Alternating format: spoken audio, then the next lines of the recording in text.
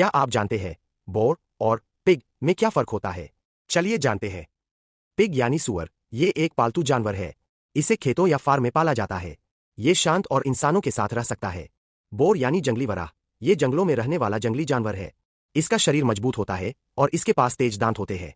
Pig आमतौर पर गुलाबी या हल्के रंग का होता है, जबकि बो गहरे भूरे या काले रंग का होता है। पिग को खेती और मांस के लिए पाला जाता है, लेकिन बो को पालतू नहीं बनाया जा सकता, वो बहुत आक्रामक होता है। तो याद रखिए, पिग है पालतू और शांत, जबकि बोर है जंगली और शक्तिशाली।